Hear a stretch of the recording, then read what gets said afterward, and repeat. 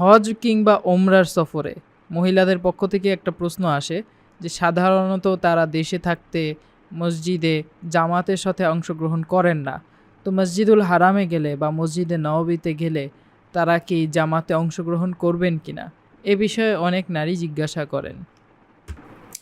এমনি তো মহিলাদের জন্য হুকুম হলো যে সে তারা ঘরে নামাজ পড়বে। ঘরে নামাজ পড়া উত্তম।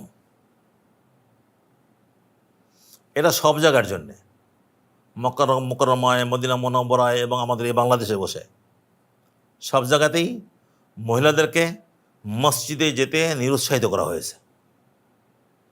পুরুষদের বেলা বলা হয়েছে তার ষষ্ঠ নামাজ যেটা মসজিদে পড়ে, ফরজ নামাজ, আর মেয়েদের জন্য বলা হয়েছে তার উত্তম নামাজ হলো যেটা ঘরে পড়ে। তা মক্কা মুকাররমায়, মদিনা মুনাওয়ারা সে একই হুকুম। ওখানে মসজিদে নামাজ পড়লে লাখ নামাজের সব হয়, ওখানে 50,000 সব হয়। তো মহিলারা যদি বলে যে এই সব তো আমি পাচ্ছি না, পুরুষরা ওখানে গিয়ে পড়ছে এই সব পাচ্ছে, যে না, মহিলাও পাবে। মহিলা সে যদি হোটেলে তার জায়গায় বসে নামাজ পড়ে, ইনশাআল্লাহ ইনশাআল্লাহ সে পুরুষ ওখানে গিয়ে যে 1,00,000 রাকাত নামাজের সব পায়, মহিলা হোটেলে বসে ইনশাআল্লাহ সেটা পাবে। কারণ সেখানে শরীয়তের হুকুম মানছে, রাসূল করিম সাল্লাল্লাহু আলাইহি ওয়াসাল্লামের হুকুম সে মানছে। মানাটাই তো কথা, আবেগ নয়, হুকুম মানাটা হলো কথা।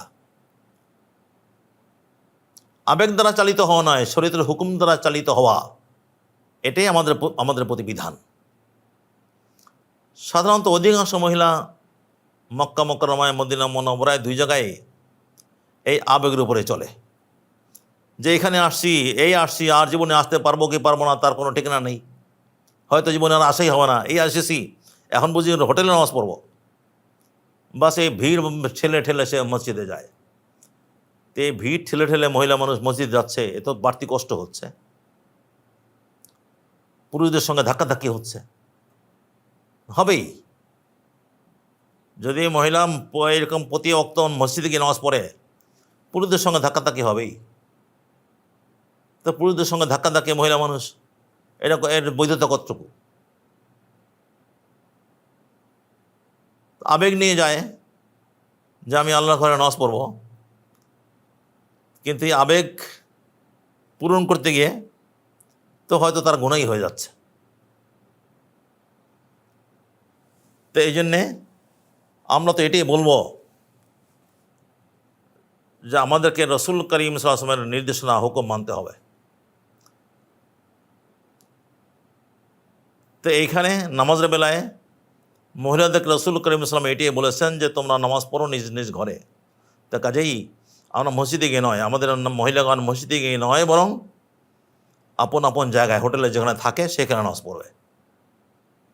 ইনশাআল্লাহ তাতে তারা থেকে বঞ্চিত হবে না, সব থেকে বঞ্চিত হবে না, বরং এই আবেগকে যেমন দমন করছে, এটা একটা মুজাহাদা। এই যে আবেগকে দমন করছে, ইনশাআল্লাহ এই কারণে বাড়তি সওয়াব পাবে।